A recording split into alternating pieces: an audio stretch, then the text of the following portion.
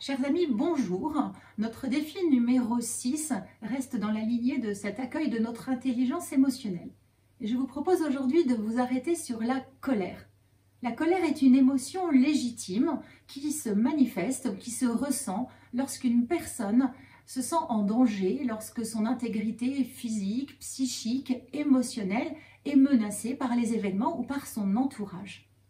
La colère peut prendre des tonalités, des couleurs très variées. Elle va du stress à l'inquiétude, au désarroi, à la rage, à la stupeur, à la frustration, plein d'émotions variées que l'on ne sait parfois pas toujours très bien nommer et qui ressortent donc dans cette espèce de colère qui peut s'imposer à nous.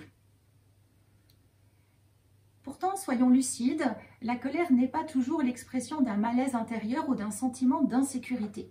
Il y a plusieurs sortes de colère et il y en a une deuxième sur laquelle je veux attirer votre attention parce que cette colère-là ne nécessite pas d'empathie. C'est la colère qui est une manière d'obtenir, de prendre le pouvoir par la force ou par l'intimidation. Et dans ces temps où nous sommes confinés avec nos familles, distinguons bien la colère que certains peuvent exprimer et qui a besoin d'empathie pour être nommée et pour tout doucement faire place à des sentiments plus fins et donc permettre aux personnes de se connecter à ce qu'elles éprouvent vraiment et à leurs besoins non satisfaits. Et puis cette colère qui arrive, qui est une forme de menace, de violence, d'intimidation qui n'est pas tolérable.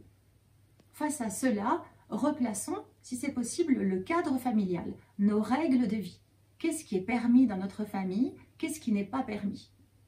C'est peut-être l'occasion de se dire qu'on n'a pas vraiment de cadre et qu'il est important de poser des règles de fonctionnement, ce qui permet de s'y référer.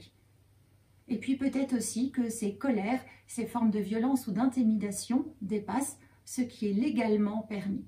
Et là encore, c'est de dire ce que tu fais, ce que je suis en train de vivre n'est pas permis par la loi. Et c'est important de le reconnaître, d'oser le nommer.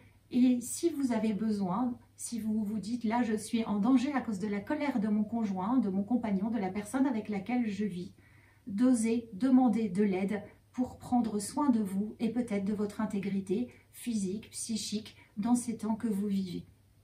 Donc deux formes de colère, une colère qui peut nécessiter de l'empathie et soyons à l'écoute de toutes ces colères-là dans notre entourage et puis une colère intimidation qui n'est pas tolérable et qui va nous demander beaucoup de ressources, de courage et de fermeté pour surmonter ces tentatives, encore une fois, d'intimidation dont nous sommes peut-être l'objet.